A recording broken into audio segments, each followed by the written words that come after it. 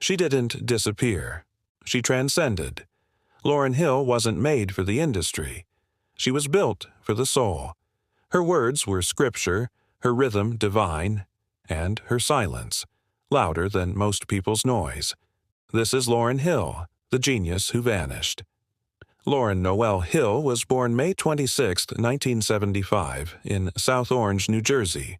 She was a prodigy raised on soul, gospel, and scripture. Her voice wasn't trained, it was chosen. As a young girl, she lit up talent shows and open mics, effortlessly channeling legends like Aretha Franklin and Smokey Robinson. By the time she reached high school, she wasn't just singing anymore. She was commanding stages.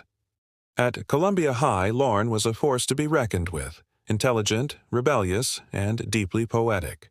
Then, in 1991, at just 16 years old, she crossed paths with Precazro Pra Michelle, and later Wyclef Jean. Together, they formed the Fugees, a name short for refugees, symbolizing outsiders finding their unique sound amidst the chaos. Lauryn was the undeniable heartbeat of the group. Her verses were razor-sharp, her delivery was spiritual. When she rapped, she carried fire. When she sang, she carried heaven. In 1994, the Fugees released their first album, Blunted on Reality. It was a commercial flop. But for Lauryn, failure was just a prelude to something monumental. She was evolving, honing her craft. 2 years later, the score changed everything. The album was political, poetic, and prophetic. Lauryn's verse on Ready or Not became a powerful manifesto for self-worth, power, and identity. The score went on to sell over 17 million copies worldwide, cementing its place as one of hip-hop's sacred texts. But beneath the surface of incredible success, tensions were rising. Fame, faith, and a rumored, complicated relationship with Wyclef Jean began to blur the lines between art and emotion. The Fugees burned incredibly bright, but their flame was destined to be brief. Lauryn's light was too immense to be confined within a group. It was time for her solo code to be uploaded.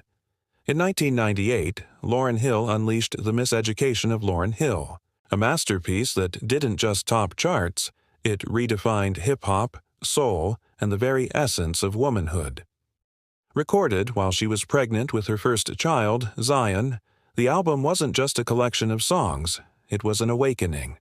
Each track was a sermon for a generation.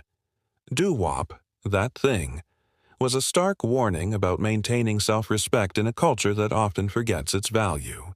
To Zion was a beautiful, heartfelt love letter to the profound journey of motherhood and finding one's purpose.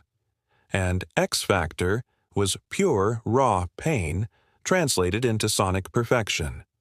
The album earned her 5 Grammy Awards, including the coveted Album of the Year, making her the first solo female rapper to ever achieve that honor. But behind the dazzling glory, Lauryn was beginning to break. The cost of speaking such profound truth was isolation. The spotlight, once a source of warmth, started to burn her instead of just shine. After the whirlwind of the Grammys, Lauryn Hill did the unthinkable. She withdrew. The woman who had become the voice for millions suddenly fell silent, speaking to almost no one. She began to deeply question the nature of fame, her faith, and the meaning of authenticity, refusing to be just another product packaged and sold by the system. In the rare interviews she gave, she spoke of spiritual rebirth, of cleansing herself from the poison of ego. The media, unable to comprehend her retreat, quickly labeled her as crazy. But maybe she wasn't crazy. Maybe she was finally free. In 2002, she recorded MTV Unplugged No. 2.0. It was a raw, stripped-down performance, brimming with unvarnished truth and vulnerability. Her voice cracked at times, her words sometimes stumbled, but her message soared higher than ever. She looked out at the audience and told them, "Fantasy is what people want, but reality is what they need." Critics were harsh. They panned the performance. But the real ones understood. This was Lauryn unplugged from illusion and plugged directly into her purpose. For years, Lauryn Hill existed only in glimpses. A surprise festival appearance here, a profound speech there. Fans desperately begged for her return to the studio, for another album, but she refused to play the industry's game ever again. She chose to live by her own rhythm, not by a record label's routine. In 2013, she served a brief prison sentence for tax evasion. For many, it was a symbolic moment that mirrored her lifelong fight against suffocating systems of control. She emerged later that year with her head held high, still committed to speaking through her truth, not a manufactured image. When journalists would ask her why she vanished from the spotlight, her answer was simple and profound.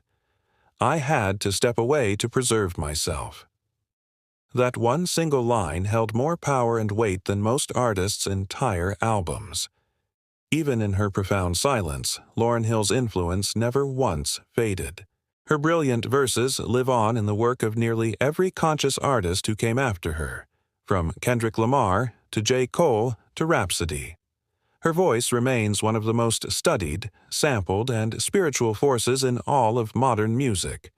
She became a myth, not by passing away, but by disappearing into a life of her own making. While others relentlessly chased fame, Lauryn chased truth. In a world completely obsessed with constant content, she proved that absence can speak far louder than any algorithm. Her one solo album became a living scripture, still teaching, still healing, and still evolving through new generations of listeners. That's not a miseducation. That is absolute mastery. Lauryn Hill didn't vanish, she ascended, moving far beyond the noise and the nonsense. Her silence became her sanctuary. Her art became her eternal algorithm. This was Lauryn Hill, the genius who vanished. You're watching AI Legacy Lab, where we decode the minds, the mistakes, and the lasting legacies of our most iconic cultural figures. Make sure you subscribe, because the next Legends code is already loading.